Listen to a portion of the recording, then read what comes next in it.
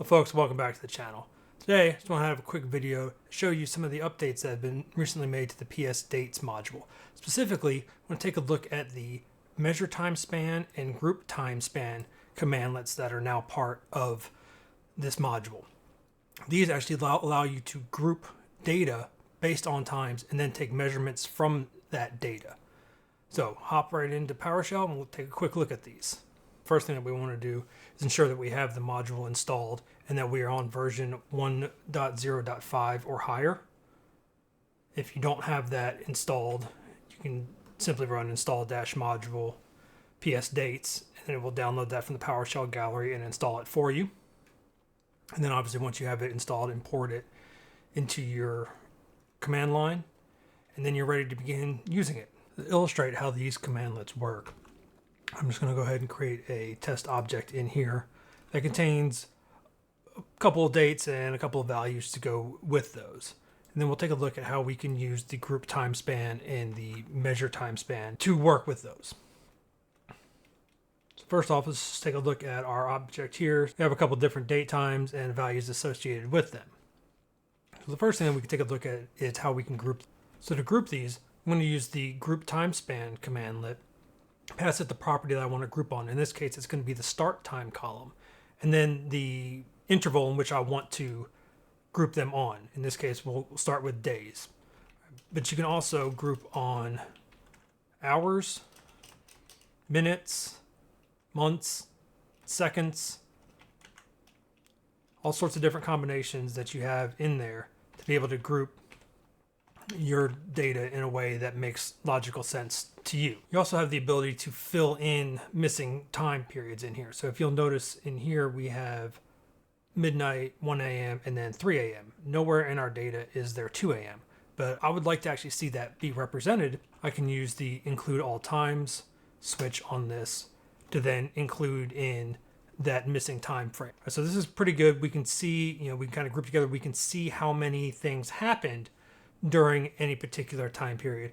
But what we really want to do is be able to measure what happened inside of those time periods. So for example, we want to get the total of these values from inside each different time frame that we had set in here. And that's where the measure time span command comes into play. So again, we take our test dates, we're going to pipe that to the group time span to create that grouping. We'll go by 1 day, and then we're going to measure based upon a value inside of that. So if we see our original data up here, we have the start time. That's what we're going to group on.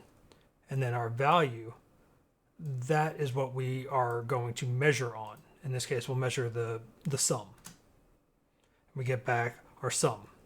20 plus 10 plus 30 equals 60.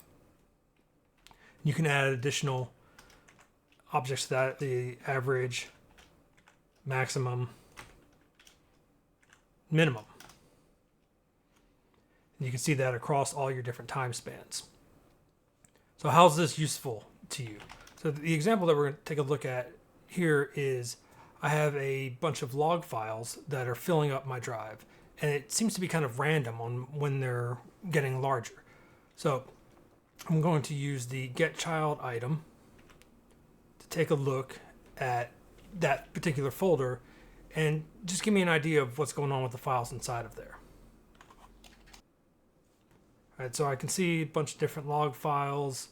I don't really see anything standing out. There's some larger than some others, but for the most part, it seems fairly consistent. This is where some date grouping will come in handy. So we're going to start with the group time span commandlet.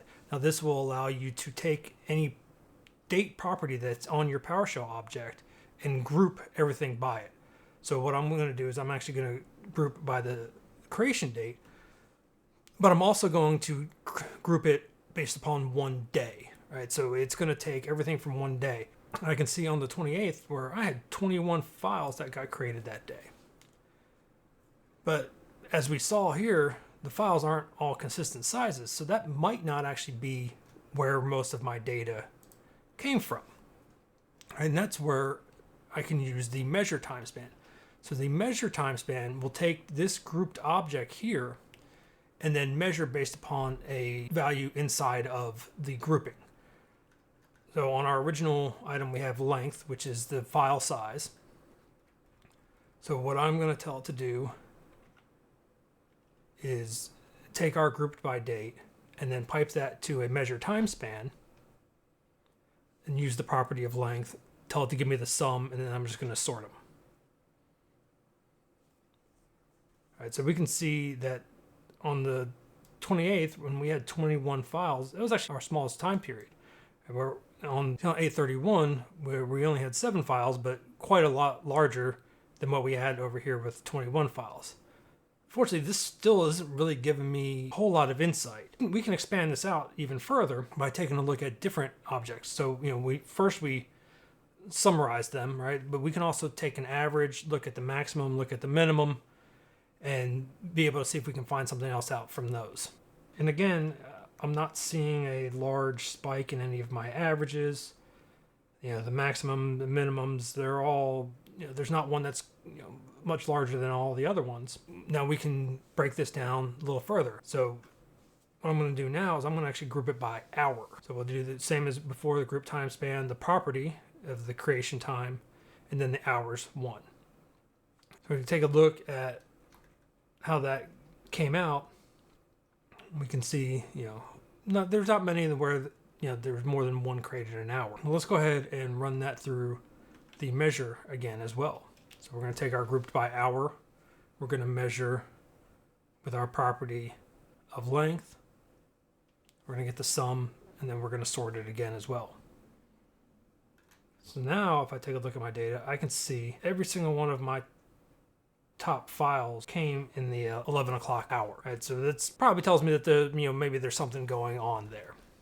Right? As you can see that the ability to be able to group by different times and segments and things like that is really helpful in these types of situations where you can come in and you can take a look and say, hey, I had these files that all of a sudden blew up. What time did they blow up, right? You could use it in your Active Directory data analysis, essentially anything that you're using dates on. You can group those dates together and then you can measure inside of those dates. And that's all I have for this video. If this is the type of content that you like, please be sure to hit the like and subscribe button. If there's any topics that you would like me to cover, please go ahead and leave it in the comments as well. I'll talk to you all in my next video. Thanks.